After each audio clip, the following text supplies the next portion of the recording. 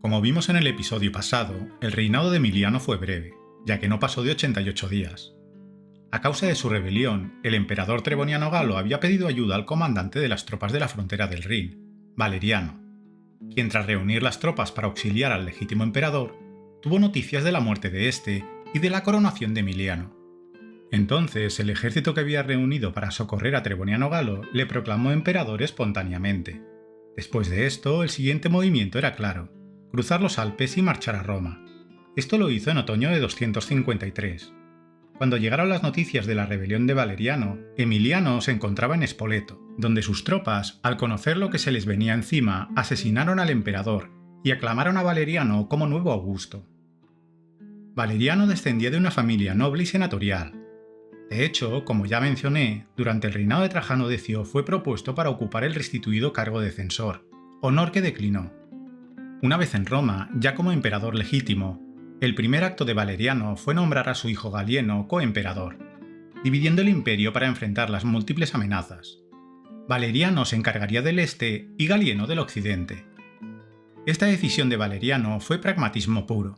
Con el imperio sumido en el caos, un solo gobernante era incapaz de controlarlo de forma eficiente. De ahí que decidiera dividir las responsabilidades del gobierno y de la defensa de las fronteras con su hijo, confiando en él como no podía hacerlo en otro. Eso no quita que el Augusto principal seguía siendo Valeriano.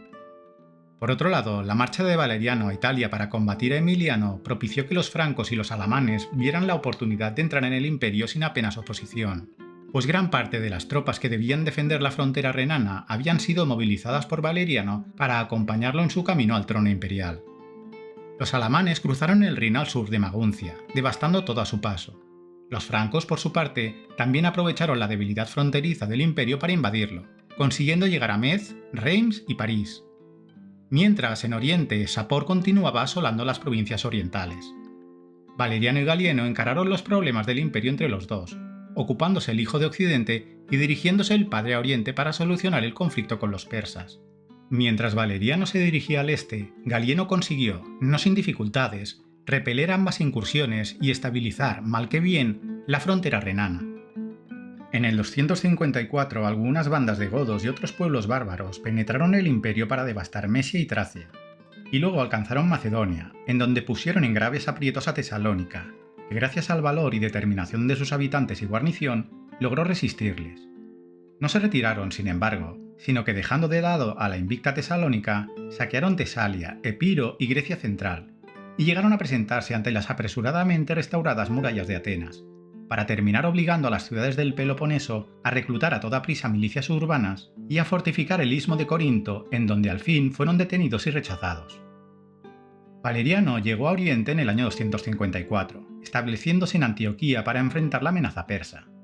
Es posible que su primera acción fuera resolver el problema del usurpador Uranio Antonino, pues desaparece de la historia tras la llegada de Valeriano a las provincias orientales.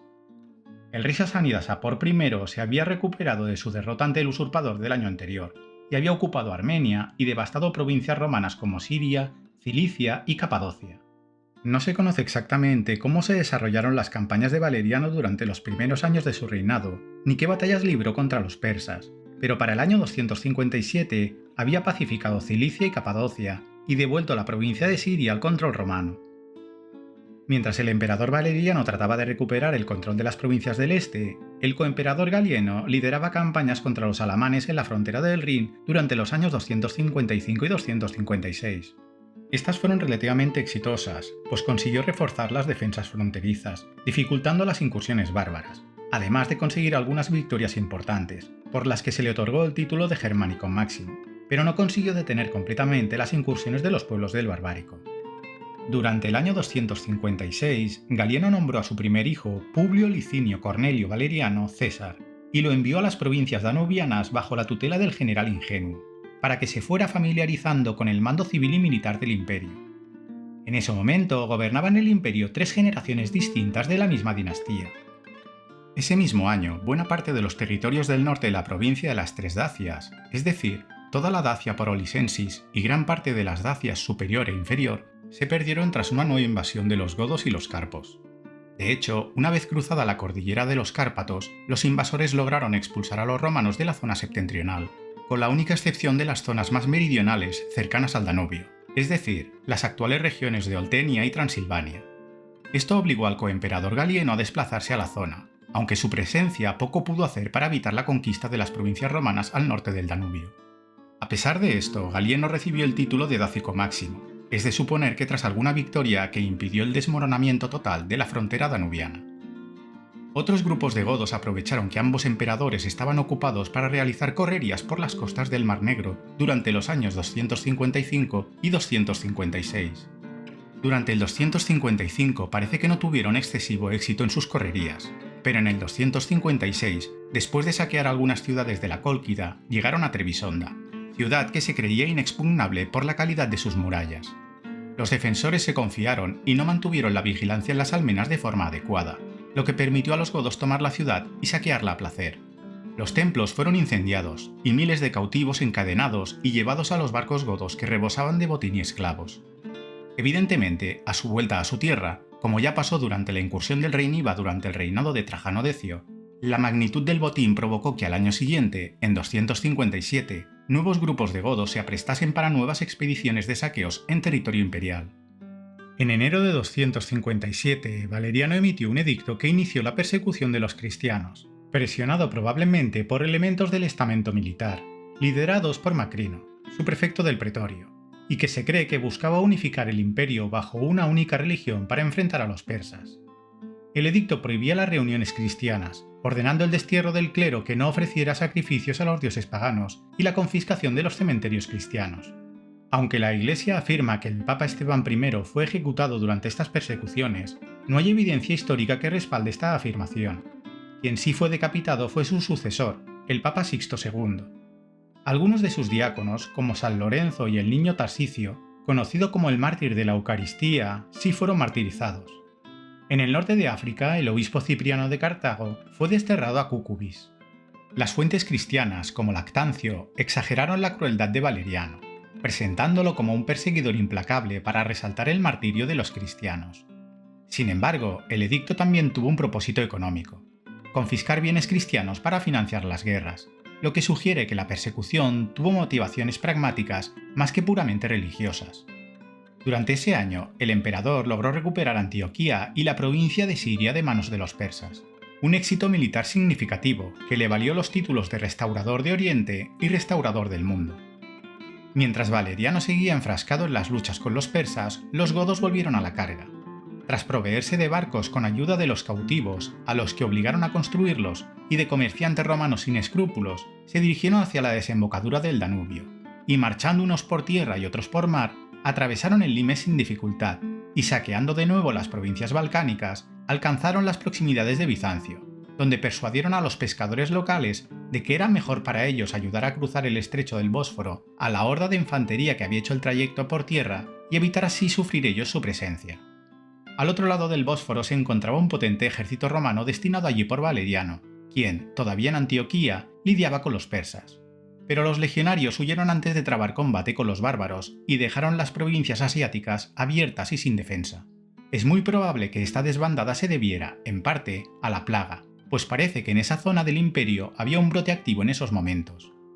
Los godos saquearon Calcedonia, Nicomedia, Nicea y Bursa, y marcharon hacia Cícico, ciudad que no pudieron tomar por la súbita crecida del río que rodeaba buena parte de la urbe.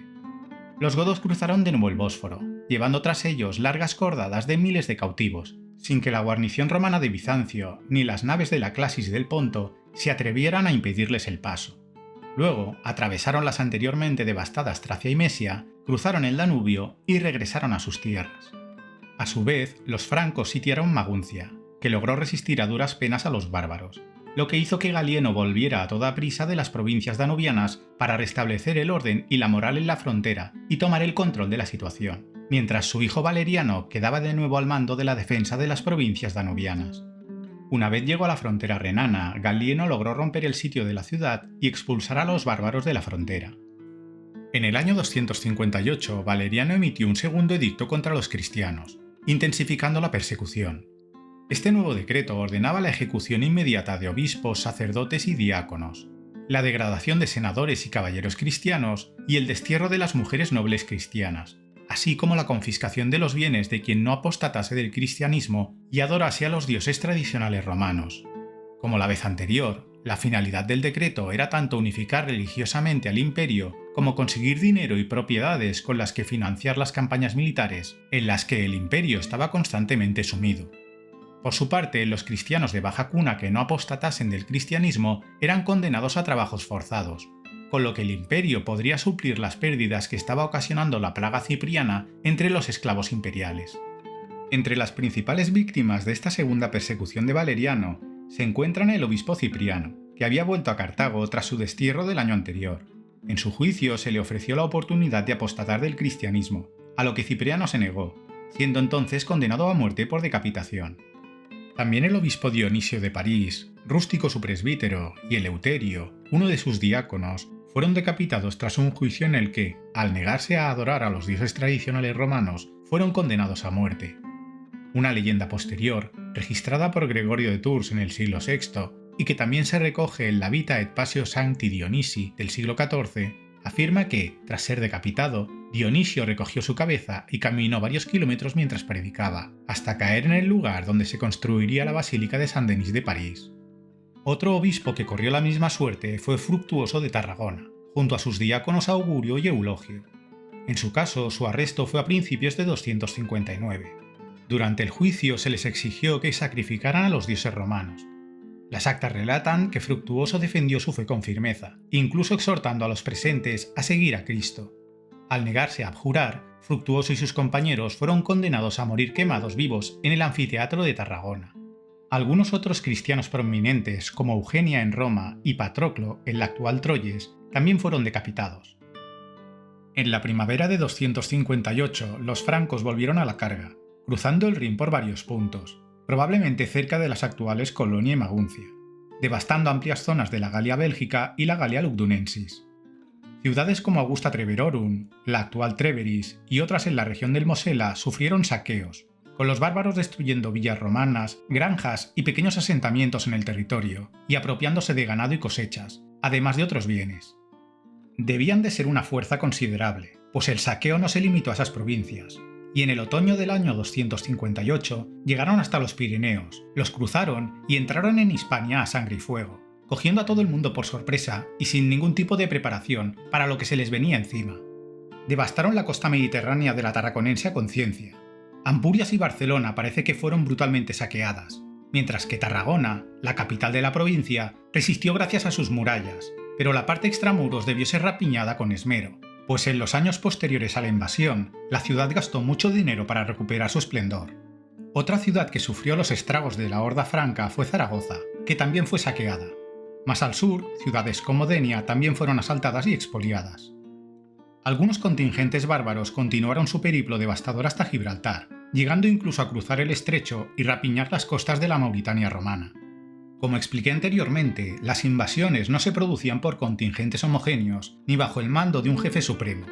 Eran más bien la unión de grupos, más o menos grandes, que se aliaban para aumentar sus posibilidades de éxito a la hora de expoliar al imperio. Eso quiere decir que dentro de la misma horda había grupos con intereses distintos, y por eso, una vez alcanzados sus objetivos de botín, se desgajaban del grupo y emprendían el regreso al barbárico. Es por ello que Galieno y sus generales pudieron derrotar a algunos de estos en su paso por la Galia de camino a la frontera renana, de vuelta al barbárico, cuando unos meses antes no habían podido hacerles frente. Sin embargo, se sabe que estas victorias fueron escasas y que la mayoría de francos consiguieron cruzar el Rin con su botín. La devastación que produjeron en toda la costa mediterránea hispana dejó huella durante décadas, empobreciendo a la Tarraconense, pues parte de su riqueza hubo de destinarse a la reconstrucción de ciudades y villas, y a la fortificación de todo el territorio.